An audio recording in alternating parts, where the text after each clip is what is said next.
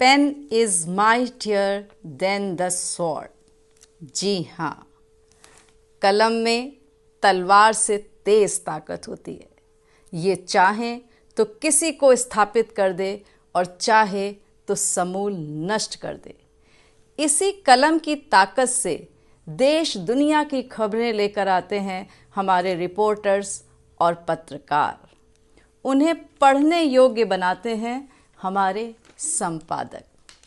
हम आज आपको मिलवाएंगे वरिष्ठ लेखक, कार्यकारी संपादक श्री आकू श्रीवास्तव जी से, जो नवोदय टाइम्स, पंजाब केसरी में कार्यरत हैं, और जानेंगे क्या है उनके मन का राज और कैसे कलम की ताकत से उन्होंने बनाई जीवन की राह।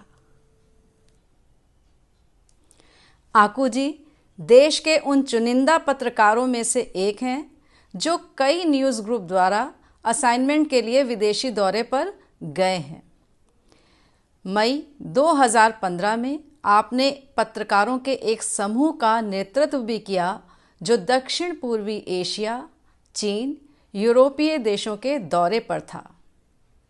एक पुस्तक भी लिखी है आपने, चुनाव 2019 कहानी मोदी 2.0 की, जिसका विमोचन विधि एवं न्याय और सूचना प्रसारण मंत्री श्री रविशंकर प्रसाद जी ने किया। इसमें वरिष्ठ पत्रकार राहुल देव और श्री यशवंत देशमुख जी भी उपस्थित थे। नमस्कार आकू जी। नमस्कार। कैसे हैं आप? बहुत अच्छा। आकू जी, पत्रकारिता से आप कई सालों से जुड़े हुए हैं और देश के प्रभावशाली समाचार पत्रों में काम करने का 40 सालों का अनुभव भी है। उसे क्रमवार बताइए। उस दौरान आपके कुछ आदर्श भी रहे होंगे। जहाँ तक पत्रकारिता में आने के क्रम की बात है या आए कैसे, तो ये कहानी कुछ ऐसी है कि शुरुआत में जब मैं शायद पढ़ ही रहा था, यानी कि फर्स्ट ईयर में रहा हूँगा। फर्स्ट ईयर का मतलब होता है कि 11वीं कक्षा में जब रहा करता था, तभी कुछ कविता लिखने का एक शौक़ चर्राया। और उसी समय मुझे याद है एक कविता मैंने लिखी थी जो वहाँ लखनऊ के एक अखबार में नवजीवन में छपी थी। मुझे अभी भी याद है, हे रेगिस्तान तो कब होगा हरा भरा। और वो छप भी गई थी इत्तेफाक से। 5 रुपये पारिश्रमिक भी मिला था उस पर। और उस 5 रुपये ने ऐसा रंग दिखाया कि हम कुछ आगे बढ़ गए, कुछ और अखबारों में जाके लोगों से मिलने लगे और कुछ कुछ छपता रहा। थोड़ा बहुत छपा इधर, कभी उधर। आपको जान के ताज्जुब होगा कि मेरी रचनाएं बहुत जल्दी ही बड़े अखबारों में, उस समय लखनऊ से छपने वाले जागरण में, जागरण की एक पत्रिका हुआ करती थी, कादम्बरी में छपने लगी। और इस बीच में इंटरमीडिएट कर लिया, यानी कि पढ़ाई पूरी कर ली और यूनिवर्सिटी में आ गए। और यूनिवर्सिटी में जब आए तो वो कीड़ा और तेज़ी से लग गया मन को, और ऐसा लगा कि अब सिर्फ वही काम देखने की इच्छा हुई और कुछ कहानियाँ लिख दी। मुझे याद है कि 80 में तक आते आते मैं ठीक ठाक मैंने 5-6 कहानियाँ लिख दी थी, जो वहाँ स्वतंत्र भारत सुमन, कादम्बनी के एक हिस्से में एक छोटी कहानी छपी और एक आध जगह और कहानियाँ छपी, और उस कहानियों ने बड़ा रंग दिखाया। फिर क्योंकि यूनिवर्सिटी आ गए और यूनिवर्सिटी में हम लोगों ने मतलब मुझे लगा कि यार यहाँ रह रहे हैं तो यूनिवर्सिटी आ रहे हैं तो कुछ खबरें वहाँ बहुत हुआ कर दिखती थी, जो एक्टिविटी थी बहुत थी। उन दिनों लखनऊ यूनिवर्सिटी में अतुल कुमार अंजान अध्यक्ष हुआ करते थे और उनके साथ रविदास मल्होत्रा हुआ करते थे। तो अतुल अंजान जो थे, मतलब क्योंकि सीपीआई के नेता थे और उस समय बोलचाल में बड़े एग्रेसिव थे, बहुत आकर्षक व्यक्ति था। और उसी तरीके से रविदास मेहरोत्रा का था। रविदास मेहरोत्रा अखिल भारतीय विद्यार्थी परिषद के थे और वहाँ खूब मिलते जुलते लोगों से रहा करते थे। तो इन दोनों ने चुनाव लड़ा और जीता। और तभी उस दौर में जागरण लखनऊ से शुरू हो रहा था। जागरण के शुरू होने के साथ साथ मैं सब कुछ दिन बाद ही नरेंद्र मोहन जी से जो मालिक थे वहाँ, वो आए थे, उनसे मुलाकात मेरी वहाँ पर तब सुधांशु जी हुआ करते थे। उन्होंने नरेंद्र मोहन जी से मुलाकात कराई और उन्होंने कहा, क्या लिखा है तुमने? मैंने कहा, साहब बहुत कुछ लिखा है। आपके रविवारी संस्करण में अभी जो पूरा पेज एक ट्रेन पे छपा था, छुक छुक करते कुछ एक पूरा ट्रेनों को लेकर के मैंने किया था। और कुछ एक और बहुत सारी जो कवर आर्टिकल संडे मैगजीन तब ऐसी हुआ करती थी जो सचमुच पढ़ने योग्य हुआ करती थी। सिर्फ फिल्मी नहीं हुआ करती थी। मेरा फिल्मों से कोई दुराव नहीं है, लेकिन तब वो फिल्मी नहीं हुआ करती थी और उसमें कुछ रोचक रिपोर्टाज और वगैरह वगैरह। चले, अच्छा तुमने लिखा है? ये बाहर जागरण के दफ्तर के बाहर उनकी कार के पास में हम लोग खड़े होकर बातचीत कर रहे हैं। तो मैंने, हाँ, अच्छा ठीक है, जाके जाओ काम करो। फर्स्ट ईयर था मेरा, मतलब ख़त्म होने वाला था। मैं ऑनर्स कर रहा था, बीए ऑनर्स का मैंने एक वो हिम्मत की थी। उस समय ऑनर्स बहुत कम लोग किया करते थे और मैंने साइकोलॉजी में ऑनर्स की बात शुरू की और वहाँ पढ़ रहा था। और मेरा ज़्यादातर समय साइकोलॉजी में ही बीतता था क्योंकि उसमें पढ़ाई ज़्यादा थी। और बाकी जो दो और विषय थे, जो मिलिट्री साइंस और हिंदी हुआ करता था, उसमें शायद ही बहुत कम जाता था। मिलिट्री साइंस में कभी कभी चला जाता था, लेकिन हिंदी तो मैं सोचता था कि मैं ही बहुत बड़ा तिस्मार का हूँ, जबकि आता जाता कुछ नहीं था। लेकिन फिर भी नहीं जाते थे क्लास में और वही सब करते थे। तो क्लास में क्या जाए, उससे ज़्यादा कुछ अखबारी काम शुरू हो गए, यूनिवर्सिटी रिपोर्टिंग शुरू हो गई। 20 साल भी नहीं हुए थे और यूनिवर्सिटी की रिपोर्टिंग करने लगे। समझने की कोशिश थोड़ी बहुत जितनी हुई और उसके साथ साथ एक भाव आ जाता है ना आप में, यानी यूनिवर्सिटी की रिपोर्टिंग कर रहे हैं और उस समय अध्यक्ष और रविदास मेहरोत्रा जो थे वो महामंत्री थे, उनसे आप एक बराबर के लेवल पे, जबकि मुझसे सीनियर हुआ करते थे ये दोनों ही लोग, और बराबर के लेवल पे बात होती थी।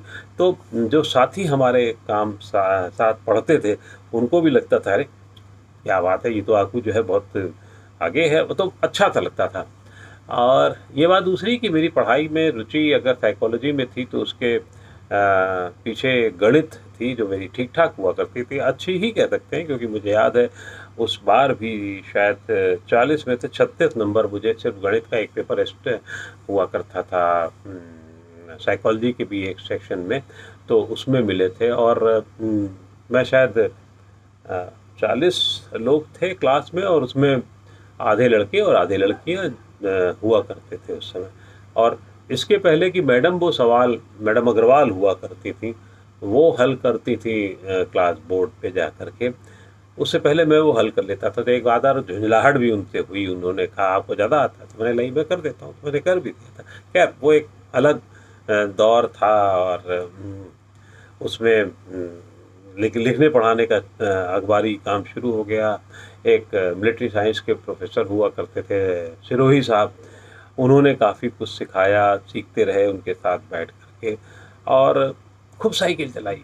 घर से साइकिल से आते थे यूनिवर्सिटी से फिर दफ्तर जाते थे, दफ्तर से फिर असाइनमेंट पे जाते थे और सीखते सीखते दौड़ते हुए, मुझे लगता है कि लखनऊ तब शायद उतना बड़ा नहीं था, लेकिन तब भी 40 किलोमीटर तो रोज़ हम चला ही लेते थे साइकिल। और फिर रात में 10-11 बजे घर पहुंचते थे। सुबह के 7 बजे के निकले, 8 बजे के निकले, 10-11 बजे रात में पहुंचते थे और फिर दूसरे दिन वही क्रम शुरू होता था। और इस तरीके से पत्रकारिता में आ गए। जब जागरण में आ गए तो जागरण में ठीक ठाक काम कर लिया था। फिर उसके बाद कुछ दिनों बाद वहाँ वो दौर भी हुआ जो जवानी का दौर था। अपने हकों की बात हम लोग करने लगे, हक से मांगो वाली बात होने लगी। और पत्रकारिता में रहकर हक अगर ना मांगे तो बेकार है। तो हम लोगों ने हक मांगे, हक मिले, लड़ाई लड़ी। और तब हमारे साथ में जैसे यूनिवर्सिटी में कुछ दोस्त हुआ करते थे जो जिसमें एक राकेश द्विवेदी थे, महमूद आबदी थे, राजेश रस्तोगी थे। ये 4-5 लोग, राजन लाल जो स्वर्गीय हो गए, वो थे, पारिजात नागर थे, बहुत सारे लोग थे, संजय कपूर थे। तो ये सब साथ में थे और इन लोगों के साथ में अपनी मस्ती होती थी और दूसरी तरफ थोड़ा बहुत काम होता था। काम दफ्तर में भी एक जो तैवा थे, मेरी से उम्र के ज़्यादातर लोग थे, जिसमें ज्ञानेंद्र नाथ, सुकीर्ति श्रीवास्तव और बहुत सारे लोग ऐसे थे जो रहते थे साथ, और वी.के. सक्सेना जो लड़ते थे साथ में, हक मांगते थे, और मोहन बाबू से हम लोगों ने हक भी मांगा, बहुत कुछ आगे तक भी गए, उन्होंने दिया भी हक, और फिर 3-4 साल ऐसे ही बीत गए। पत्रकारिता में आपके प्रथम गुरु कौन थे?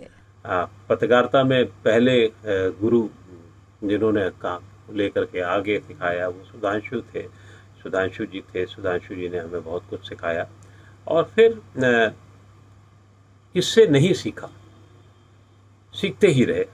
हाँ, जो सबसे ज़्यादा नामी गिरामी और जिन्होंने बहुत आगे तक बढ़ाया, वो एक दूसरा दौर था उसी जागरण के साथ में। जागरण में मुझे शायद तब 501 रुपये तनख्वाह मिला करती थी, लेकिन मुझे मेरी तनख्वाह से ज़्यादा मुझे पैसा साप्ताहिक हिंदुस्तान, यानी कि हिंदुस्तान टाइम्स ग्रुप का एक प्रकाशन दिया करता था, जिसमें मैं खूब लिखता था। मैं तो उस समय प्रतिबंध नहीं था कि अगर आप जागरण में काम कर रहे हैं तो साप्ताहिक हिंदुस्तान में काम नहीं कर सकते या लिख नहीं सकते। तो हम लोग उसी समय डाकुओं का दौर चला, और डाकुओं की रिपोर्टिंग मैंने शुरू की। बसों से न जाने में कहाँ कहाँ तक गया हूँगा, एटा, इटावा वगैरह वगैरह गया, और फिर उसके बाद मैंने वहाँ उसको रिपोर्टिंग की और खूब छपी, और बहुत शानदार दौर था, बहुत संघर्ष का दौर था। और संघर्ष का दौर ये होता था कि उस समय कुरियर तो हुआ नहीं करता था, तो हम क्या करते थे कि रात भर जाते थे, दिन में काम करते थे, रात भर आकर के लिखते थे। और शुरुआती दौर में तो हमारे घर में शायद उस समय गैस भी नहीं हुआ करती थी, और लकड़ी के बुरादे वाली अंगीठी हुआ करती थी। तो एक बार चाय बना ली हमने, और फिर उसके बाद वो भाभी बना देती थी, और फिर वो चाय जो है वो हम 3 बार, 4 बार, 5 बार, वही हल्की सी आंच में रहती थी, गर्म होती थी, पीते रहते थे और लिखते थे। और पूरे पूरे फुल स्केप पेज, आज के लोग बच्चे शायद जानते भी नहीं होंगे, फुल स्केप पेज होता था, जिसको मैं आपको दिखा सकता हूँ इस समय। फुल स्केप पेज ये होता था, और ये फुल स्केप पेज जो था, इस पे हम करीबन 6 पेज या 12 पेज लिखा करते थे। मुझे याद है कि साप्ताहिक हिंदुस्तान में अगर 1 पेज में आपका आर्टिकल छपना है तो 6 पेज की ज़रूरत होती थी लगभग, और 2 पेज का आर्टिकल छपना होता था तो मुझे लग जाता था 11-12 पेज चाहिए होते थे। तो मैं जाता था और फिर रात भर लिखता था, और सुबह सुबह उठ करके क्योंकि कुरियर हुआ नहीं करता था, तो फिर मैं स्टेशन चला जाता था। स्टेशन पे सुबह क्यों जाता था? क्योंकि उस समय गोमती एक्सप्रेस जाया करती थी दिल्ली के लिए, और मैं करीबन गोमती एक्सप्रेस का 5:30 का टाइम हुआ करता था। मैं थोड़ा 4:45 तक पहुंच जाता था, 5 बजे तक पहुंच जाता था, जाड़ा गर्मी बरसात कैसा भी हो। और फिर पूरी ट्रेन में घूमता था कि कोई एक चेहरा ऐसा मिल जाए जो मेरे पैकेट को हिंदुस्तान टाइम्स पहुंचा दे। इत्तेफाक से स्टेशन और हिंदुस्तान टाइम्स की दूरी बहुत ज़्यादा नहीं थी, करीबन 1.5 किलोमीटर की थी। तब आप लोगों पे ये भरोसा भी कर सकते थे कि वो घर वहाँ स्टेशन से उतरे और वो पहले आपका पैकेट हिंदुस्तान टाइम्स में पहुंचा दे बिल्डिंग में, और फिर वो अपने काम से जाए। आज ये मुझसे भी कोई कहेगा तो शायद मुश्किल होगा मेरे लिए, लेकिन मेरे साथ एक बार नहीं, मुझे लगता है कि 7-8-10 साल तक ऐसा लोगों ने किया, उपकार किया मेरे ऊपर। और मैं किसी एक को ढूंढता था, अगर एक मिल जाता था तो दूसरे को ढूंढता था, और फिर देखता था, तौलता था कि वो आदमी भरोसेमंद ज़्यादा है या ये आदमी, फिर उस भरोसेमंद आदमी को दे देता था। और पता लगता था 2:30-3 बजे के बाद में मैं हिंदुस्तान टाइम्स में वहाँ फ़ोन मैं तो नहीं करता था, बल्कि जो देने जाता था वो मेरे घर पे एक पीपी नंबर हुआ करता था, उसमें फ़ोन कर देता था और बता देता था कि आपका पैकेट पहुँच गया है। और बृहस्पति डेडलाइन हुआ करती थी, सैटरडे को मैगज़ीन आती थी, वीकली मैगज़ीन थी। हम खूब छपे, और उस छपने से बहुत नाम होता था, क्योंकि एड्रेस छपा होता था उस मैगज़ीन का। तो उस मैगज़ीन के एड्रेस की वजह से बहुत सारी चिट्ठियाँ आती थीं, पैसा भी उसी पे आता था, कभी मनी ऑर्डर के तौर पे और कभी चेक के तौर पर। तो उस पैसे ने बहुत आकर्षण हमेशा रखा। शायद ये वजह रही होगी कि मैं पढ़ाई भी बहुत मन से नहीं कर पाया और यही काम ज़्यादा करता रहा। फिर टाइम्स ऑफ इंडिया ग्रुप का नवारा टाइम्स हमारा आ गया 84 में, और फिर वहाँ चले गए। और फिर बहुत सारी चीज़ें ऐसी होती गई कि जो बहुत आकर्षण का केंद्र है। इस बीच में एक घटना बड़ी रोचक रही। मुझे याद है कि हमारे एक मित्र, नाम मैं उनका नहीं लूँगा, उनके पिताजी की डेथ हो गई थी। तो रात भर हम चारों पांचों मित्र उस मित्र के यहाँ रुके उनकी। तो जब रुके तो उसी समय एक शरारत मन में आई। शरारत भी आपको बता देता हूँ क्या है। शरारत ये थी कि हमारे एक और जो उसी ग्रुप के एक मित्र थे, उन सज्जन का इश्क कहीं से हो गया। इश्क हुआ तो वो एक जो मोहतरमा थी उनके यहाँ, उनके साथ जो हुआ, तो वो इश्क के चक्कर में थे और कहीं कुछ गड़बड़ हो रहा था, क्योंकि दो उसका मामला था, मुश्किल मामला था। मैं आगे इसको क्या आपको बताऊं। तो हम लोगों ने शरारत सोची, हमने कोई बात नहीं, लाश की गाड़ी हम लोग यहाँ बुला ही रहे हैं। ये हम शरारत किसकी थी ये भी नहीं बताना चाहता, लेकिन इस तरीके की भी शरारत की गई। और तो हमने कहा ये मान नहीं रही हैं, मतलब इनके परिवार वाले मान नहीं रहे, तो चलो एक काम करते हैं, इनके यहाँ वो गाड़ी भेज देते हैं पहले, और फलां के नाम से भेज देंगे, उसके बाद फिर वो जो कुछ होगा तमाशा थोड़ा होगा, फिर वो गाड़ी वापस आ जाएगी। ये तक हरकतें की है। और पत्रकारिता से इसका कोई लेना देना नहीं है, लेकिन एक एक दिमाग खुलता था इन हरकतों से। लखनऊ ऐसी जगह में ये दिमाग बहुत काम आता था और मस्ती खूब की जाती थी। फिर एक सिलसिला चला गया, नवारा टाइम्स आ गए। नवारा टाइम्स में तब के सबसे बड़े आदमी, सबसे बड़े पत्रकारिता के नाम राजेंद्र माथुर जी से सामना हुआ, और राजेंद्र माथुर जी ने हमारी नियुक्ति की। माथुर जी ऐसा व्यक्ति मुझे नहीं लगता कि पत्रकारिता में ना कभी हुआ है और ना कभी होगा। इतना जानकार, इतना समझदार, इतना बड़े हृदय वाला मुझे नहीं लगता। ये बात दूसरी की कुदरत ने उन्हें जल्दी बुला लिया, बहुत जल्दी बुला लिया। लेकिन उस आदमी ने जो हिंदी पत्रकारिता को से ज़्यादा पूरे पत्रकारिता जगत को जो दिया, वो बहुत कम लोग दे पाते हैं। और ये हमारा सौभाग्य था कि उनके साथ हमें काम करने का मौका मिला। चीज़ें चलती रही, एक लंबी यात्रा रही। 93 तक लखनऊ में काम किया। फिर नवारा टाइम्स की बंदी हुई तो वक्त ने थपेड़े दिए, और फिर कई अखबारों में, भारत के कौन ऐसा अखबार नहीं है जहाँ, बड़ा अखबार नहीं जहाँ हमने काम नहीं किया। बड़े अखबारों की बात करूं तो मैंने फिर वहाँ से जयपुर आया, राजस्थान पत्रिका में आया, कुछ दिन काम किया। फिर जयपुर में उस समय पानी बहुत ख़राब हुआ करता था, और जब पानी ख़राब होना होता है तो फिर आपको हटने का मन कर जाता है। फिर एक दिन दिल्ली गए, तब के एक और बड़े पत्रकारिता के गुरु प्रभाष जी से मुलाकात हुई। तो प्रभाष जी के पास पहले भी मैं नौकरी के लिए जा चुका था, मतलब शुरुआती दौर में, तो उन्होंने कर भी लिया था। लेकिन दिल्ली आना था तो उस समय माथुर जी ने कहा कि जब तुम्हारी शादी हो गई है और सुना तुम्हारा मकान भी बन रहा है, तो क्या करोगे दिल्ली में झक मार करके। लेकिन फिर हालात ने प्रभाष जी के पास भेजा। प्रभाष जी भी बहुत शब्दों के गहन जानकार, और उन्होंने हिंदी पत्रकारिता को जो दिया वो एक अद्भुत था। जनसत्ता अखबार उन्हीं की देन थी। नए देशज शब्द उन्होंने दिए, और तब उनकी शरण में आया मैं। तो मैंने कहा, कह लें दिल्ली में तो गुरु है नहीं कुछ, अपन कुछ नहीं कर सकते, चंडीगढ़ जाओगे। अरे हमने कहा जहन्नुम भेजिएगा, वहाँ जाएंगे, यही शब्द कहे थे मैंने। और हम आ गए चंडीगढ़। अद्भुत सफ़र चंडीगढ़ का रहा। उग्रवाद का दौर देखा, उग्रवाद के दौर के साथ में वहाँ जो बहुत कुछ सीखा, और ज़िंदगी सीखी, मस्ती सीखी, खूब काम किया, अच्छा काम, क्योंकि सीख काफ़ी लिया था नवारा टाइम्स के दौर में, फिर थोड़ा बहुत पत्रकार राजस्थान पत्रिका में, और फिर वहाँ सब कुछ मिलजुल करके करते रहे। और घर की याद सताती रही लखनऊ की, लेकिन रहना था, मजबूरी थी। अपने से ज़्यादा परिवार के पेट का ज़्यादा ध्यान था, परिवार की स्थितियों का ज़्यादा ध्यान था। और वो दौर आगे चलता रहा, संघर्ष का दौर। और तभी जनसत्ता पर जब संकट के बादल आए तो कलकत्ता भेज दिया गया था।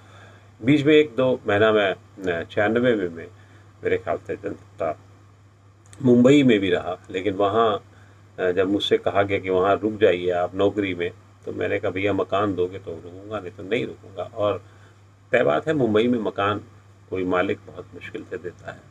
मुझे देता तो मेरी ऐसी पोस्ट के जब 4-5 लोग और थे तो उनको भी देना पड़ता न्यूज़ एडिटर के तौर पर, तो वो शायद संभव नहीं था। फिर मैं भाग आया वहाँ से और फिर चंडीगढ़ में ही आके नौकरी शुरू फिर कर दी। और लेकिन चंडीगढ़ में भी जब संकट आया तो मुझे कलकत्ता भेजा गया इंडियन एक्सप्रेस ग्रुप में, लेकिन वहाँ हालात बहुत अच्छे नहीं दिखे और तब फिर कोशिश निकलने की शुरू की। लेकिन कलकत्ता की दुनिया अलग थी, बिल्कुल अलग। जिस आदमी ने भारत में पैदा हुआ और कलकत्ता ना देखा तो भी नहीं देखा कुछ। और ख़ास तौर से दुर्गा पूजा अगर आप देख लें तो मज़ा ही आ जाता है। तो पत्रकारिता के अनुभव के साथ साथ सांस्कृतिक अनुभव भी बहुत सारे कलकत्ता के मुझे मिले। वहाँ के लोगों से बहुत मिला, वहाँ के ज़मीनी लोगों से बहुत मुलाकात हुई और एक सिलसिला चलता रहा बैठ कर के। फिर अमर उजाला में आ गया और अमर उजाला में फिर एक नाम और हैं, अतुल महेश्वरी जी का, जो स्वर्गीय हो गए हैं, वो मालिक थे और उन्होंने पूरी जिम्मेदारी मेरठ एडिशन की दे दी, मुझे संपादक वहाँ का बना दिया गया। और उनसे बहुत मैंने सीखा, उनके साथ रह करके, क्योंकि वो हम लोग साथ बैठते थे, मालिक थे लेकिन एक सब एडिटर के तरीके से काम करते थे। उन्होंने बहुत कुछ सिखाया। फिर उन्होंने जनजंदर का एडिटर बना दिया, फिर इलाहाबाद, बनारस, इन सब के एडिशंस का मैं अमर उजाला का एडिटर रहा। और फिर गंगा से हट करके फिर मैं पंजाब, मुझे पंजाब अक्सर बुलाता रहा और जब पंजाब में रहता हूँ तो गंगा जी हमेशा बुलाती रहती हैं गंगा के आसपास। फिर मुझे चंडीगढ़ जाना पड़ा। चंडीगढ़ में हिंदुस्तान निकाला मैंने, बहुत अच्छा अखबार हम लोगों ने मिल करके, हमारी टीम के साथ में लोगों ने निकाला। बिहार में आपका अनुभव कैसा रहा? तो एक बड़ा काम था, बड़ी जिम्मेदारी थी। उस समय 39 एडिशंस थे उसके और सबको देखना होता था। वो काम बहुत जिम्मेदारी, बहुत गर्व से, बहुत पकड़ से और बहुत अच्छे से हम लोगों ने नई दिशा दी अखबार को किया। तनाव भी बहुत सारे झेले, उसकी एक अलग कहानी है, एक अलग दौर है। दबाव वहाँ बहुत होता था बिहार में राजनीति की वजह से। और फिर मैंने मतलब वहाँ से जब मेरा स्थानांतरण हुआ, दिल्ली आया और दिल्ली के बाद कुछ दिन हिंदुस्तान अखबार में काम किया, कादम्बनी का एडिटर रहा। कुछ दिन के बाद में मैंने उसको वहाँ विदा ले ली और फिर अब पंजाब केसरी और नवोदय टाइम्स दिल्ली में, उस अखबार नवोदय टाइम्स को खास तौर से शुरू किया मेरे साथ में और आज भी वही काम कर रहा हूँ। अच्छे से काम कर रहा हूँ, लोगों के साथ मिलजुल करके काम कर रहा हूँ, जो एक अलग स्तर पर काम किया और अच्छा सा एक यात्रा रही है। जहाँ तक 40 साल पहले के हालात थे और पत्रकारिता के व्यावसायिक जीवन पर आकर्षण की बात है, तो 40 साल पहले बहुत ज़मीनी हालात थे और वो बिल्कुल अलग किस्म के हालात थे। उस ज़मीनी हालातों में एक अलग आकर्षण था। कुछ आदर्श की बातें हम लोग करते थे, आदर्श पे काम करते थे, ज़मीनी मुद्दों को उठाते थे। तब एक बहुत आपको उदाहरण के तौर पर समझाऊं कि गरीबी, मतलब जो दिवाली आती थी तो वो जो मिट्टी के बर्तन होते थे उनकी हम लोग फ़ोटो छापा करते थे। आज वो फ़ोटो भी नहीं छापते। आज आप गरीबों के कूलर के नाम की भी फ़ोटो गर्मियों में जो है मिट्टी की नहीं छापते, लोग अभी भी इस्तेमाल करते हैं। लेकिन अब ये देखते हैं कि हमारा रीडर है कि नहीं है, हमारा रीडर। और अब रीडर सेंट्रिक अखबार की पिछले 20-22 सालों से जो दौर शुरू हुआ है उदारीकरण के बाद से, वो एक अलग दौर हो गया है और कुछ लाभ हानि की बात ज़्यादा हो गई है, उसी में ज़्यादा हम लोग केंद्रित हो गए हैं। और ऐसा नहीं है कि काम नहीं कर रहे हैं, अपने तरीके से काम कर रहे हैं, लेकिन पहले कम समझौते हुए थे, अभी थोड़े ज़्यादा हो गए हैं।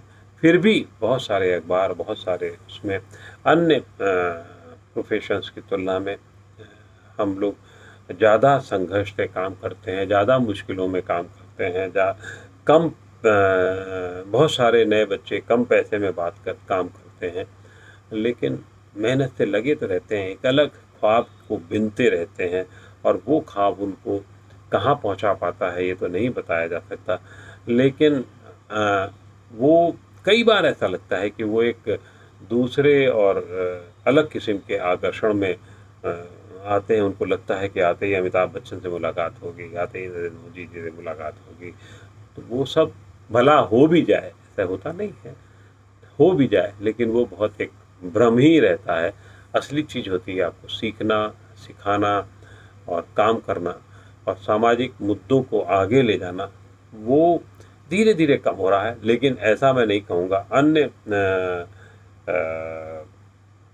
व्यवसाय की तुलना में आज भी काफ़ी हद तक और बड़ी मात्रा में इस पत्रकारिता व्यवसाय में ईमानदारी अपेक्षाकृत उससे ज़्यादा बची हुई है। क्या आप मानते हैं कि पत्रकारिता का आकर्षण युवाओं को प्रभावित करता है और वो इस ओर खींचे आते हैं ये सोचकर कि सब कुछ आसान होगा?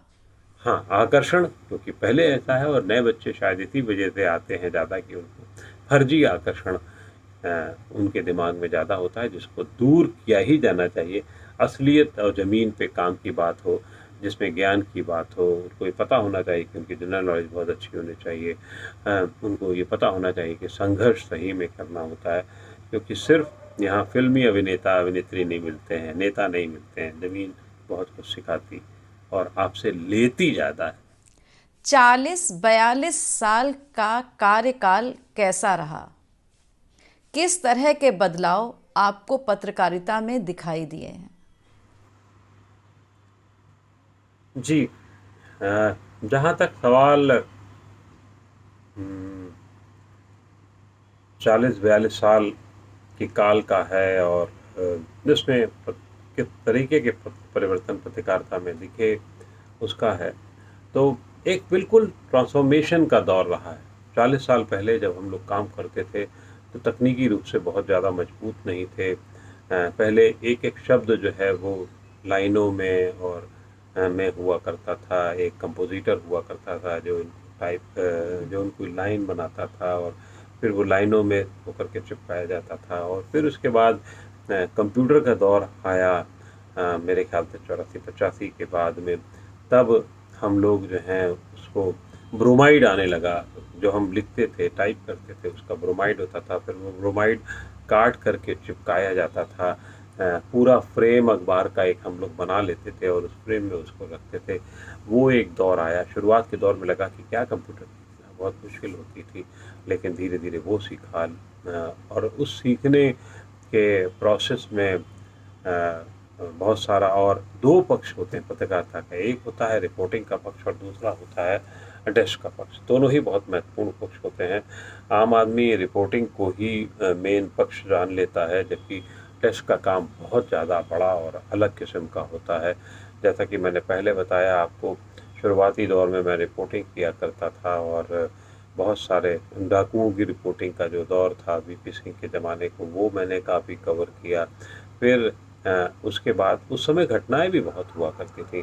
आज आपको ऐसा कम सुनने को मिलता है। मुझे याद है लखनऊ में नवारा टाइम्स में जब मैं हुआ करता था, ये बात मेरे ख्याल से 85-86 की रही होगी। और कानपुर से लखनऊ बस से लोग ज़्यादातर आते थे। उसी दौर में क्या हुआ कि जाड़े के दिन थे शायद, मैं नवारा टाइम्स में एक जिम्मेदारी के पद पे था और चीफ सब एडिटर के तौर पर शायद रहा हूँगा। और तभी मुझे ये खबर मिली है कि कानपुर में गंगा जी मतलब कानपुर से एक बस चली जो गंगा जी में आते समय जाजमऊ, गंगा को क्रॉस करते समय जाजमऊ पुल के पास में गिर गई और नीचे गिर गई। उस समय ये इतना आसान और सुलभ भी नहीं था कि आप फ़ौरन एक कार करें और चले जाएं और रिपोर्टिंग करें और देख लें जा कर के। इसकी कई एक घटना पहले तो इसको ही बता देता हूँ, इससे आपको अंदाज़ा लग जाएगा कि क्या होता था। तो जैसे ही पता लगा कि कानपुर में घटना हो गई है तो टेलीप्रिंटर से खबरें आया करती थी किसी सेंटर से दूसरे सेंटर पे। लेकिन वो टेलीप्रिंटर से भी नहीं, पता लगा कि सिर्फ किसी से फ़ोन से, शायद लैंडलाइन हुआ करता था, मोबाइल का ज़माना नहीं था।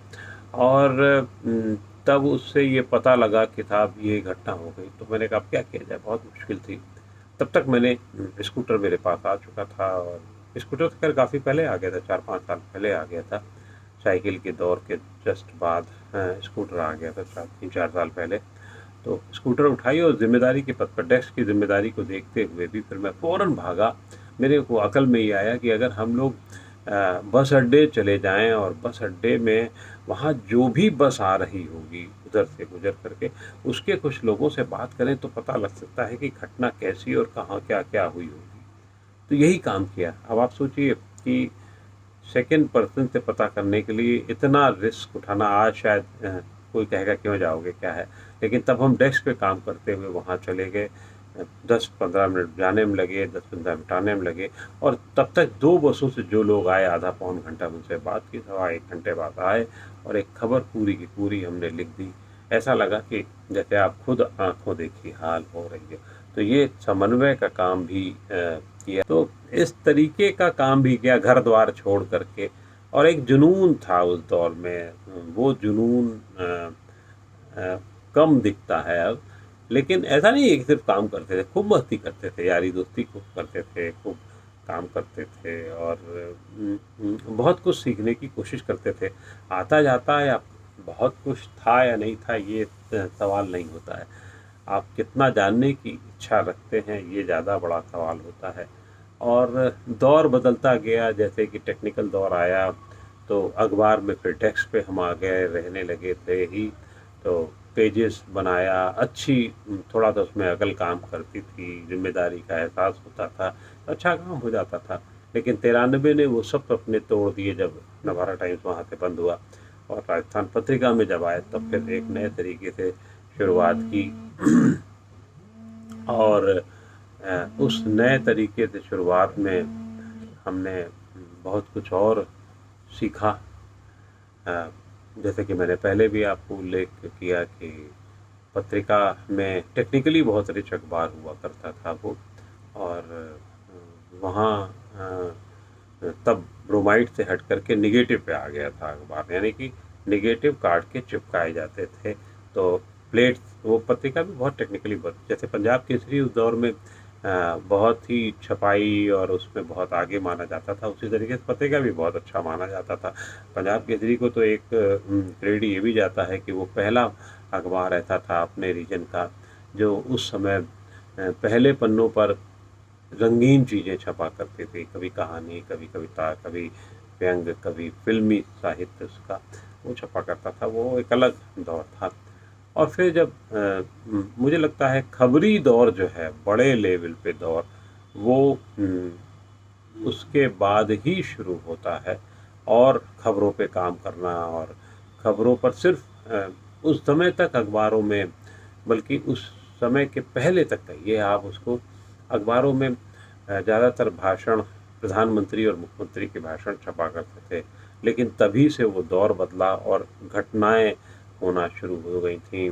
अयोध्या का जो मंदिर गिराना, बाबरी मस्जिद को गिराने वाला काम था या उसका विवाद था, उस पर बहुत सारी खबरें हुई और उसने अखबारी जगत को एक नई क्रांति दी थी। नवारा टाइम्स के दौरान पे बहुत बड़े बड़े काम हम लोगों ने किए। फिर हाँ, मुझे तो याद है अयोध्या के दौरान भी हमने कई बार ऐसा हुआ कि हमें छुट्टी या हमें ऐसा ऑफिशियल असाइनमेंट पे नहीं जाने को मिलता था, तो अपनी मर्जी से चले जाते थे, छुट्टी लेके चले जाते थे और छुट्टी ले करके हमने वो काम किए हैं। और संपादक से हमारी थोड़ी वो भी होती थी, मन भी खराब होता था, लेकिन क्योंकि जिद काम की होती थी तो उस पर चले जाते थे और काम करके फिर अपने रूटीन के काम में लग जाया करते थे। तकनीकी दौर का जो विस्तार और उसके साथ में खबरों में जो एक वैल्यू एडिशन का जो दौर शुरू हुआ, वो शायद 90 के दशक से शुरू ही हुआ, जिसमें जब खबरें होती थीं और खबरों के साथ साथ और क्या क्या जोड़ा जा सकता है, वो काम तभी से शुरू हुआ। 90 के दशक में इस बढ़ता रहा ये काम, और तकनीकी रूप से फिर कंप्यूटर के साथ साथ मोबाइल का दौर जैसे जैसे आया, उसने एक अलग क्रांति की। 90 के दशक के अंत में पेजर, और पेजर के बाद मोबाइल के दौर ने जैसे जैसे चीज़ों को बढ़ाया, तो फैक्स का दौर था उसको ख़त्म किया और अब सीधे कंप्यूटर पे चीज़ें आने लगी। बहुत कुछ तकनीकी रूप से बदलाव हुआ। तमाम खट्टे मीठे अनुभवों से गुजरकर आज आप इस मुकाम पर पहुंचे हैं और सीखने की प्रक्रिया अभी भी जारी है। आज आप पत्रकारिता से क्या उम्मीद रखते हैं?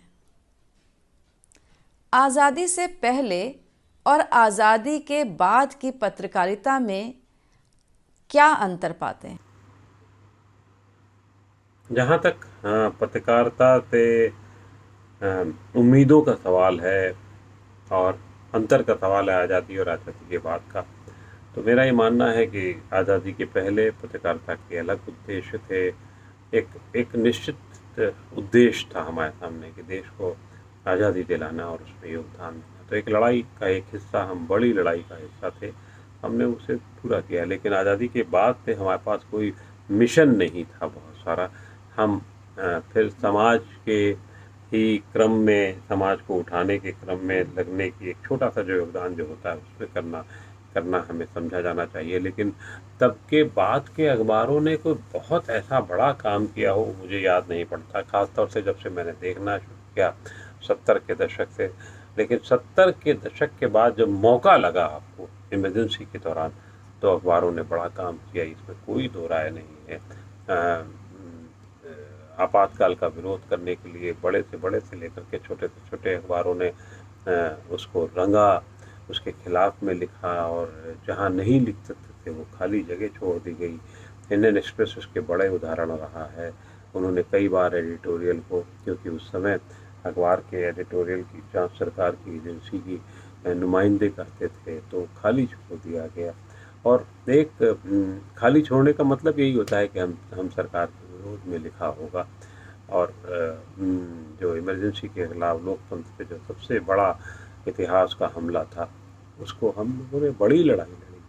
लेकिन फिर उसके बाद जब आज ये क्रम अपना शुरू हुआ आर्थिक उदारीकरण का, हम सब लोग उसमें बहे, कुछ अच्छा काम हुआ, तकनीकी रूप से बहुत अच्छे काम हुए।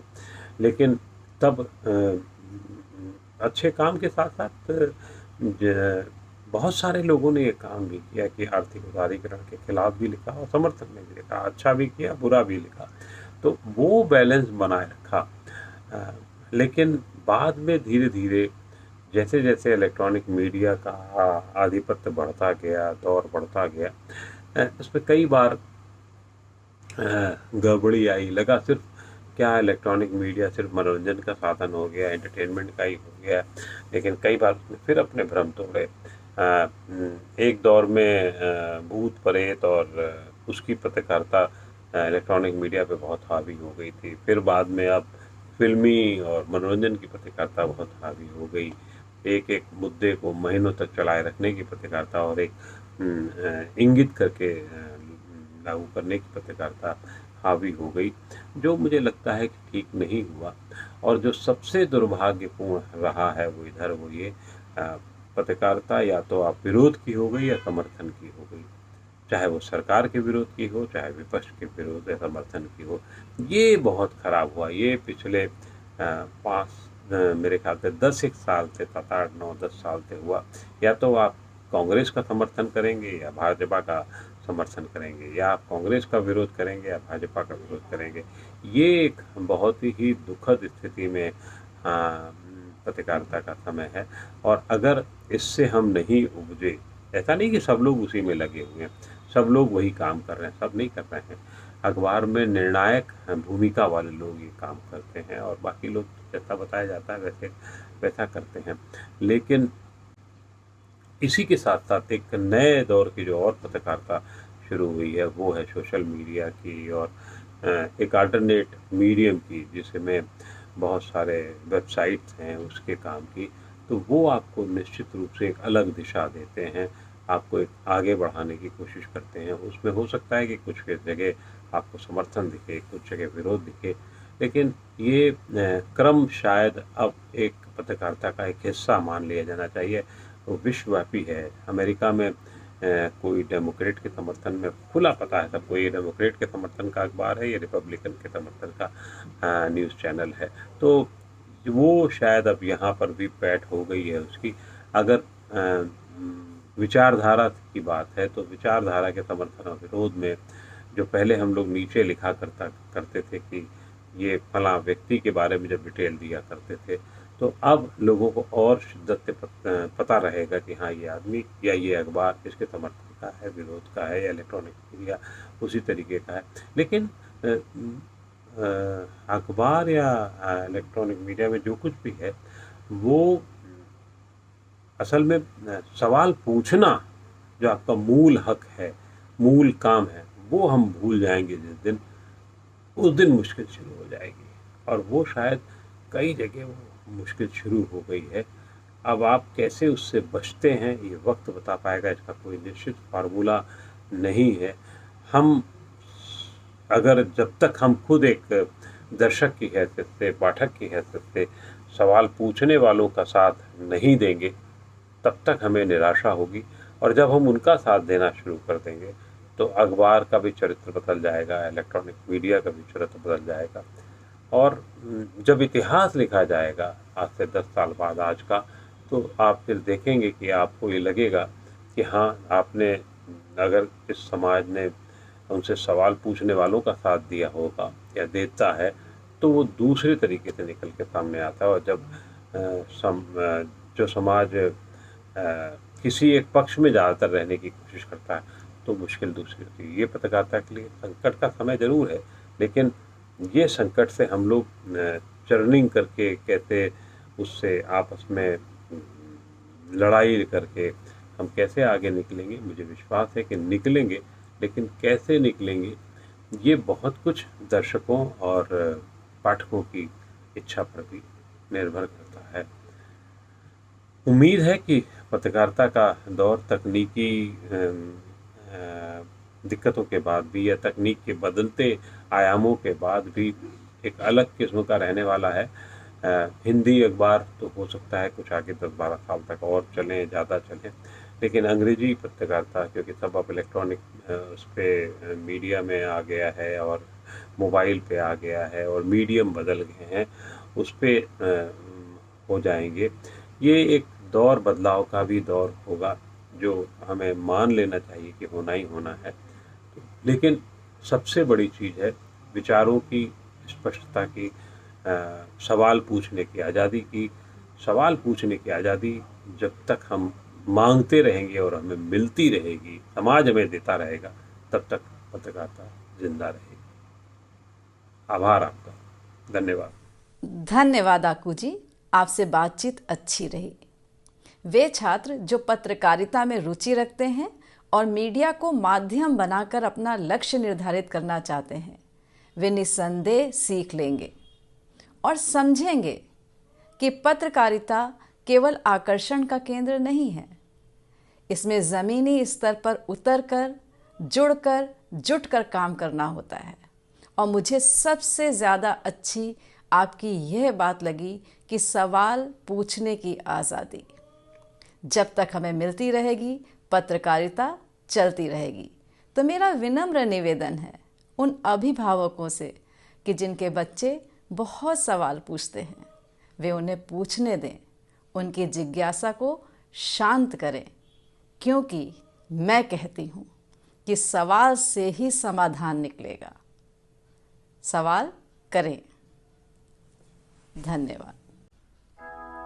हमारे आगे के वीडियोस का लाभ उठाने के लिए इसे लाइक करना और सब्सक्राइब करना ना भूलें।